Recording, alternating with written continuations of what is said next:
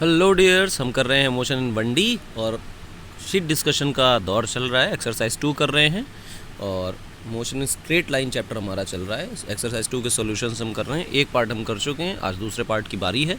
तो शुरुआत करते हैं एक्सरसाइज 2 सॉल्यूशंस की। कहाँ गया अपना पेज? ये रहा, क्वेश्चन हमारे सामने है। काम की बातें शुरू की जाएँ।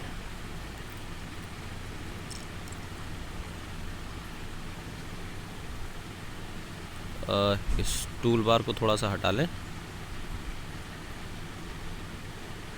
हाँ, अब हटा। क्वेश्चन नंबर 13 देखें क्या कह रहा है। कह रहा है कि पार्टिकल है moving along a straight line path according to the relation S square is equal to AT square plus 2BT plus C। Equation दे रखी है। एस जो है वो डिस्टेंस ट्रेवल्ड बता रहा है, T सेकेंड्स में। कहानी स्ट्रेट लाइन की है तो कोई दिक्कत नहीं है। ABC कांस्टेंट है, T टाइम है। एक्सेलरेशन पार्टिकल का क्या होगा, या एक्सेलरेशन पार्टिकल का किस तरह से वेरी करेगा, ये निकाल कर बताना है।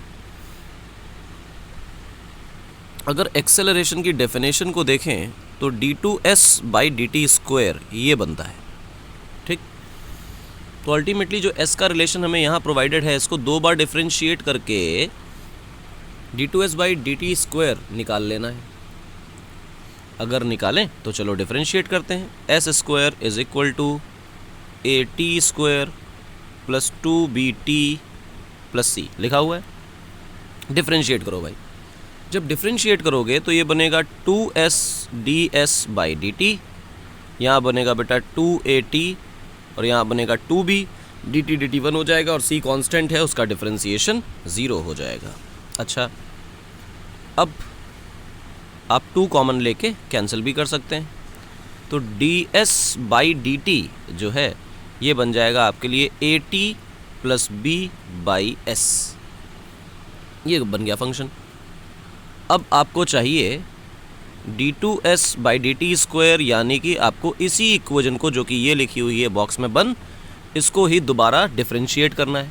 डिफ्रेंशिएट करने में आपको दिखाई देगा कि AT प्लस B ये एक फंक्शन हो गया और डिवीजन में जो s है सेकंड फंक्शन हो गया।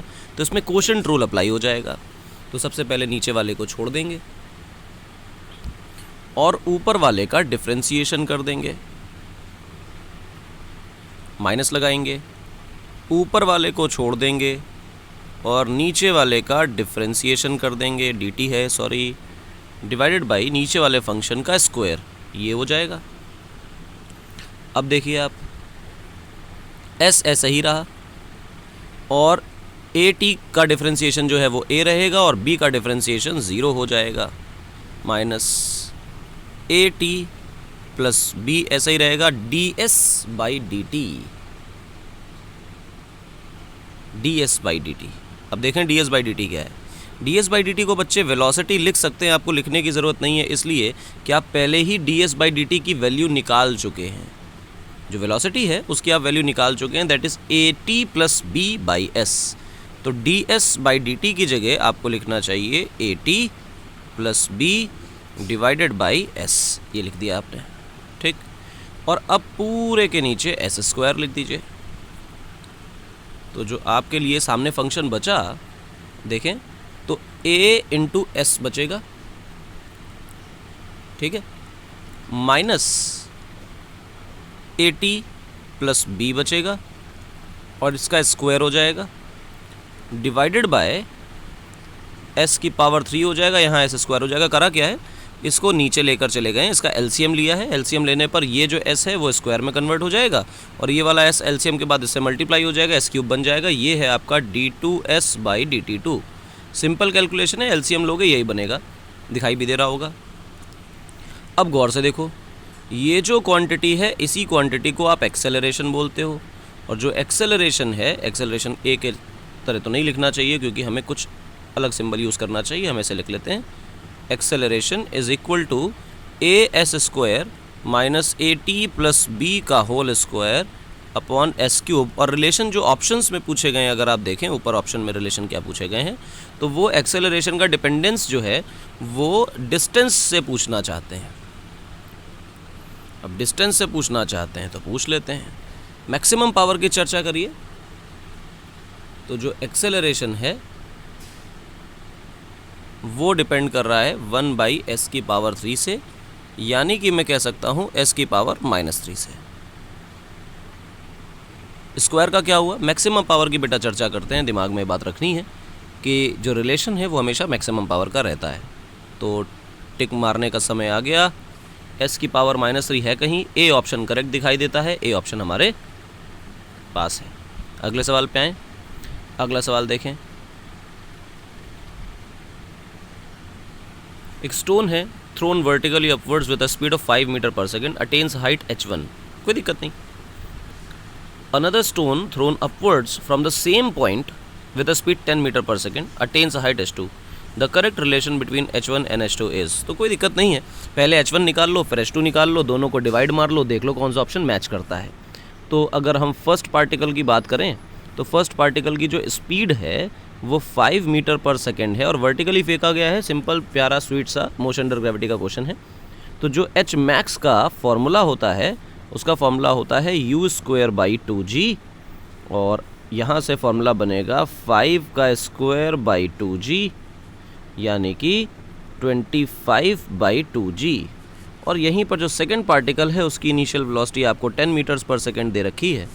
तो जो इसके लिए h मैक्स बनने वाला है वो बनेगा इसका u²/2g, तो यानी कि 100/2g की 10 का स्क्वायर करोगे तो 100 आएगा। और फिर आपको दिखाई देता है कि ये जो चीज़ है इसको आप h2 बोल रहे हैं और इसको h1 बोल रहे हैं। तो जब आप h1 डिवाइडेड बाई h2 करते हैं तो आपके पास 25/2g डिवाइडेड बाई 100/2g लिखा होता है। तो आप इसको कैंसिल कर देते हैं और फिर आपके पास ऑप्शन 1/4 का आता है।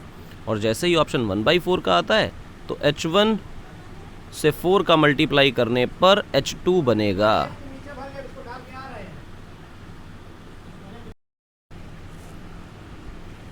तो हमारा जो ऑप्शन है 4h1 is equal to h2, ये ऑप्शन ये करेक्ट है। ठीक, तो एक सवाल और हुआ। चलते हैं अगले सवाल की ओर।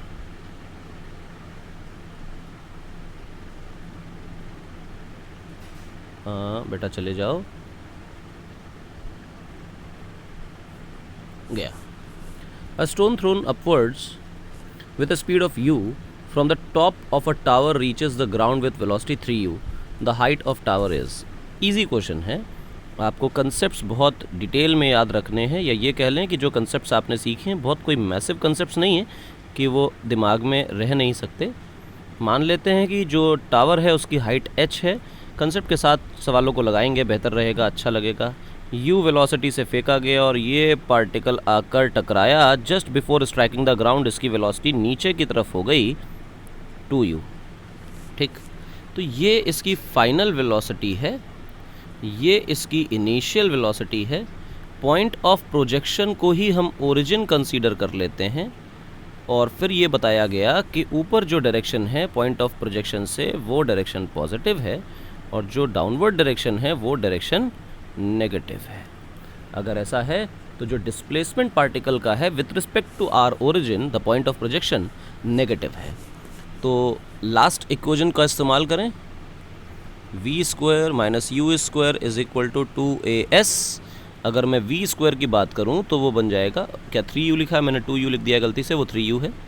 3u माइनस ही सही, लेकिन इसका स्क्वायर होगा तो पॉजिटिव ही बन जाना है, तो मैं उसको लिख नहीं रहा हूँ।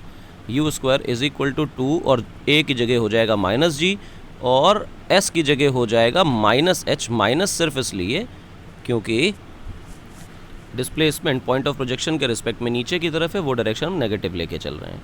ये बनेगा 9v² या u², sorry let me raise it, 9u² minus u² is equal to, ये माइनस माइनस कैंसिल हो गया, दैट बिकम्स 2gh। तो ये बचा आपके पास 8u²/2g is equal to h। अब आप क्या करें, इसको काटें तो बचेगा 4, that becomes 4u²/g is equal to h। और इसको आप देखें तो बस ख़त्म हो गया, h का आंसर आ गया, हो गया 4u²/g। तो ये एक प्यारा सुंदर अच्छा सवाल है। ऑप्शन मैच करना चाहो तो ऑप्शन मैच कर लो, 4u²/g बी ऑप्शन करेक्ट दिखाई देता है। अगले सवाल की तरफ बढ़ते हैं।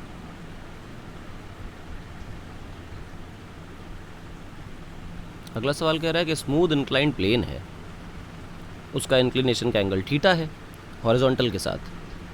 अ body starts from rest and slides down the inclined surface, the time taken by it to reach the bottom is. Top से स्लाइड होना शुरू होती है, फ्रिक्शन वगैरह कंसीडर नहीं किया इन्होंने, स्मूथ बताया है ना, तो ये मत समझना किसी तरह से कोई रिटार्डेशन आएगा कुछ आएगा। यहाँ से वो स्लाइड होना शुरू होती है और यहाँ से यहाँ तक आते आते जब वो बॉटम पर पहुँच जाएगी तो उसकी क्या वेलोसिटी हो जाएगी और क्या टाइम लेगी यहाँ से यहाँ तक आने में, इसकी चर्चा अपने को करनी है। अगर वो स्टार्ट्स फ्रॉम रेस्ट है तो यहाँ पर जो उसकी इनिशियल वेलोसिटी है वो बेटा चुपचाप से ज़ीरो है। ठीक, चीज़ों को साफ करके दिखाएं। इनिशियल वेलोसिटी ज़ीरो है इस पोजीशन पर, और यहाँ तक पहुँचने में कितना टाइम लगा। अगर मैं सिर्फ इंक्लाइन के अलोंग देखने की कोशिश करूँ तो जो डिस्टेंस ट्रेवल्ड है वो एल है, यानी अलोंग द इंक्लाइन सॉल्व करूँ तो डिस्टेंस ट्रेवल्ड एल है। अब जो एक्सेलरेशन है बॉडी का वो डाउनवर्ड्स जी है, और ये कंपोनेंट जी कॉस थीटा है, और along the inclination G sine theta है, और बॉडी मूव कहाँ कर रही है, अलोंग द इंक्लाइन। तो कौन सा एक्सेलरेशन कंसीडर करना चाहिए, that is G sine theta, क्योंकि वही उसको ड्रैग करके ले जा रहा है। G cos theta is even perpendicular to surface, तो वेलोसिटी गेन कराने में या वेलोसिटी में किसी तरह का चेंज लाने में जी कॉस थीटा का कोई रोल नहीं है। इसलिए जो भी एक्सेलरेशन है वो G sine theta along the incline है, और वही वेलोसिटी को इंक्रीज़ कर रहा है। ठीक, तो एक्सेलरेशन की जो वैल्यू है वो जी साइन थीटा है। मैं ये कहता हूँ कि इस जहाँ से बॉडी स्टार्ट कर रही है इसको आप ओरिजिन मान लीजिए, और मोशन के अलोंग जो डायरेक्शन है डाउन द इंक्लाइन इसको आप पॉजिटिव डायरेक्शन मानिए, तो जो आपका डिस्प्लेसमेंट है वो भी पॉजिटिव हो जाएगा और जो आपका एक्सेलरेशन है वो भी पॉजिटिव हो जाएगा, क्योंकि दोनों ही डायरेक्शंस आपने इसी डायरेक्शन को पॉजिटिव मान रखा है। टाइम टेकन की बात करें तो सेकंड इक्वेशन ऑफ मोशन का इस्तेमाल करें, s is equal to U T plus half of A T squared, और ये सब इस्तेमाल कहाँ करना है, अलोंग द इंक्लाइन। क्या हम ऐसा कर सकते हैं कि जो g लग रहा है उसके कंपोनेंट कर लें? बिल्कुल, आपने वेक्टर में सीखा है कि आप किसी एक पर्टिकुलर डायरेक्शन में किसी वेक्टर के कंपोनेंट करिए और फिर उसके परपेंडिकुलर कंपोनेंट कर लीजिए। बाद में आपको पता चलेगा कि दोनों कंपोनेंट एक दूसरे से बिल्कुल इंडिपेंडेंट है, तो हम ये काम कर सकते हैं। जो डिस्प्लेसमेंट है वो l है, इनिशियल वेलोसिटी 0 थी, एक्सेलरेशन की वैल्यू g साइन थीटा थी, t के बारे में अपने को पता नहीं है, तो 2l/g साइन थीटा का रूट जो बन के आएगा that would be your time. अब बात आती है सर साइन थीटा क्या है, तो साइन थीटा दिखा देते हैं भाई साइन थीटा क्या है। अगर इरेज करते हैं पहले ना, हाँ, अगर देखो यहाँ से साइन थीटा लिखने की कोशिश करो तो तुम साइन थीटा को लिखोगे h/l परपेंडिकुलर अपॉन हाइपोटेन्यूज, तो यहाँ भी डाल दो भाई उसको 2l/g sine theta is h/l, तो वो l स्क्वायर बन जाएगा और ये हो जाएगा आपका t। जिस भी फॉर्मेट में आंसर दिया हो उस फॉर्मेट में आप काम कर लीजिए, बात बन जाएगी। जिस भी फॉर्मेट में दे रखा हो।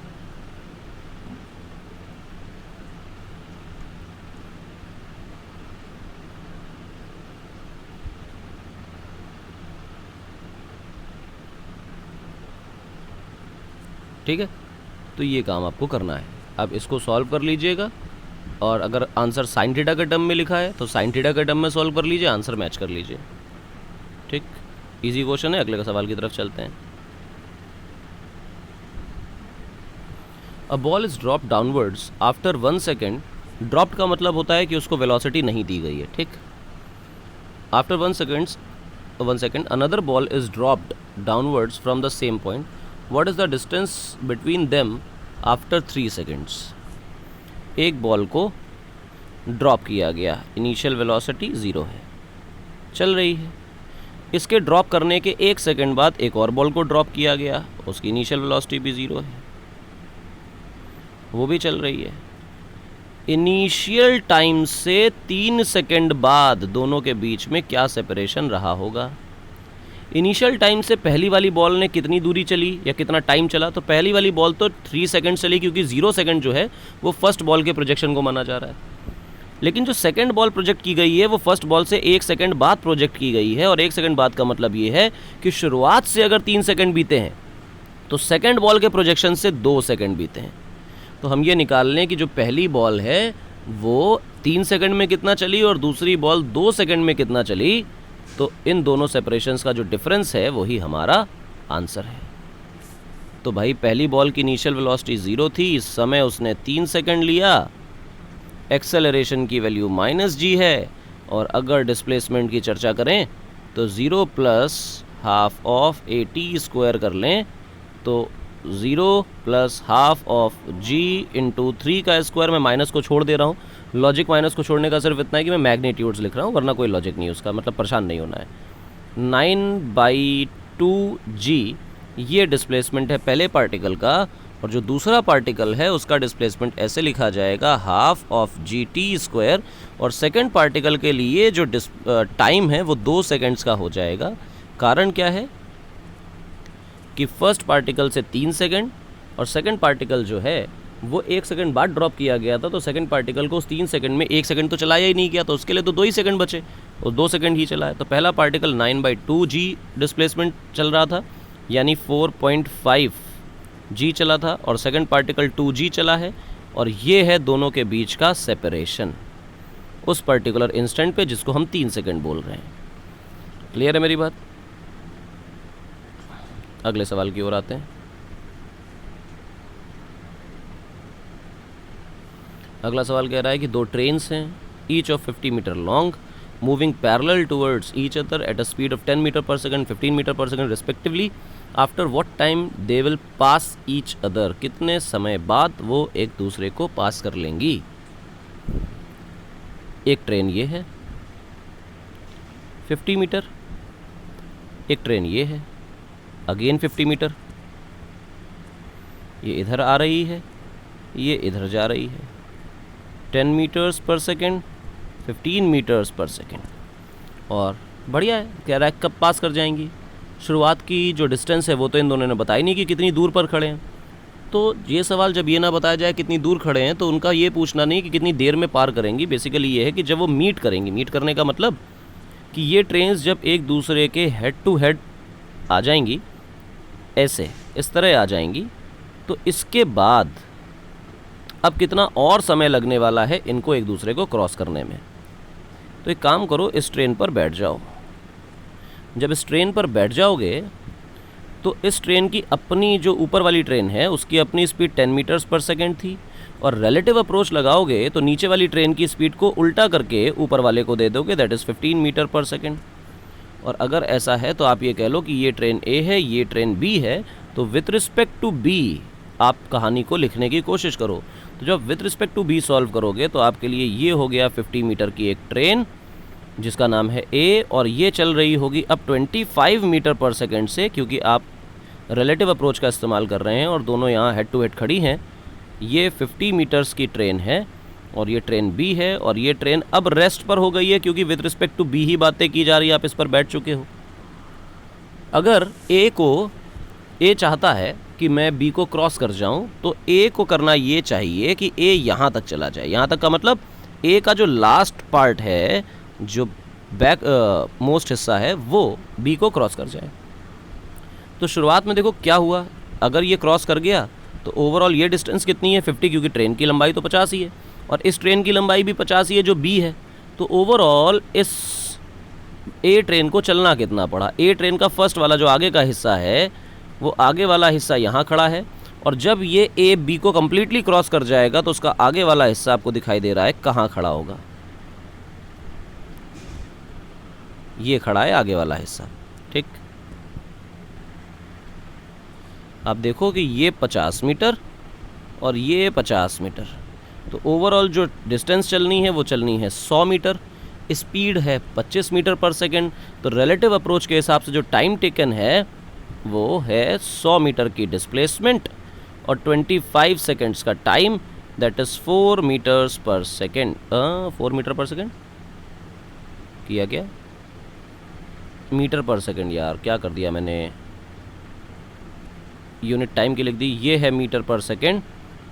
तो मीटर से मीटर कैंसिल आउट हो जाएगा और सेकंड बचेगा, 4 seconds is the answer. 4 second में ट्रेन क्रॉस कर जाएगी। ठीक, तो इस तरह के सवालों को रिलेटिव अप्रोच से करना फ़ायदेमंद होता है। अगले सवाल की ओर आएँ। अगला सवाल कह रहा है, एक ball is projected vertically upwards with the kinetic energy E, the kinetic energy of the ball at the highest point of flight will be.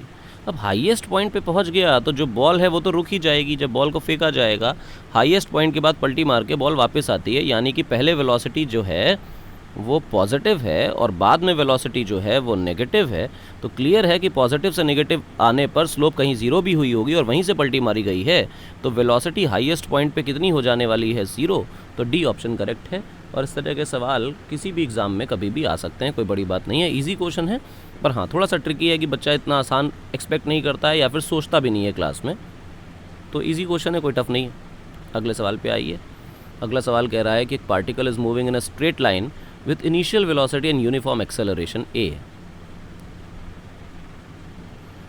If the sum of the distances traveled in tth second and t plus 1 second is 100, कितना distance उसने एक particular second में चला और particular second के बाद जो particular second आया उसमें चला, इन दोनों सेकंड्स में पर्टिकुलर एक एक सेकंड में चली गई जो दूरियां हैं उनका सम 100 सेंटीमीटर है, then its velocity after t seconds in centimeter per second is। तो आओ भाई, nth सेकंड में चली गई डिस्प्लेसमेंट या डिस्टेंस का फॉर्मूला हम अप्लाई करते हैं। उसी का सवाल है, दिख भी रहा है। तो एस nth की चर्चा करो। चल जा बेटे ठीक से। एस nth की बात करें तो क्या होता है भाई, फॉर्मूला होता है u plus half of 2n minus 1 into A, ये फॉर्मूला होता है। ठीक, तो अगर आप th सेकेंड की बात करेंगे तो फॉर्मूला बनेगा u plus half of 2t minus 1 into A, and after it आप t प्लस 1 सेकेंड की भी बातें करेंगे, एस टी प्लस 1 सेकेंड में u plus 1/2 of twice of t plus 1 minus 1 into A, ये काम करेंगे। एक्सेलरेशन बराबर दिया गया है इसलिए। ठीक है, तो आप इसको थोड़ा सा सॉल्व कर लेंगे तो आपके पास आएगा half of 2t plus 2 minus 1 into A, 2 minus 1 is plus 1, तो u plus half of 2t plus 1 into A, और ये है एस टी प्लस 1 सेकेंड का जो डिस्प्लेसमेंट है वो। एक डिस्प्लेसमेंट तो ये आ गया t प्लस 1 सेकेंड का, और एक डिस्प्लेसमेंट ये आ गया जो t सेकेंड में हुआ था, एक पर्टिकुलर सेकेंड में। ठीक, और क्वेश्चन कह रहा है कि जब इन दोनों को आप जोड़ देंगे तो जो इन दोनों सेकेंड्स के जो डिस्प्लेसमेंट्स उनको जोड़ेंगे तो 100 सेंटीमीटर आएगा। तो हमने कहा ठीक है 100 सेंटीमीटर निकाल लेते हैं, क्या दिक्कत है। तो एस टी प्लस 1 जब आप करेंगे तो वो 100 आना चाहिए, और आप लिखेंगे u प्लस 1/2 ऑफ, ऊपर की डिस्प्लेसमेंट देख लूँ ज़रा, t वाली कितनी है, 2t minus 1 times A, 2t minus 1 times A, plus u plus 1/2 2t plus 1 into A, ये है। और ये वैल्यू टोटल 100 के बराबर है। 100 से मतलब नहीं है, अब यहाँ से तो आपको दो ही बातें करनी है। क्या होगा गौर से देखो, u और u मिलकर 2u बन गए।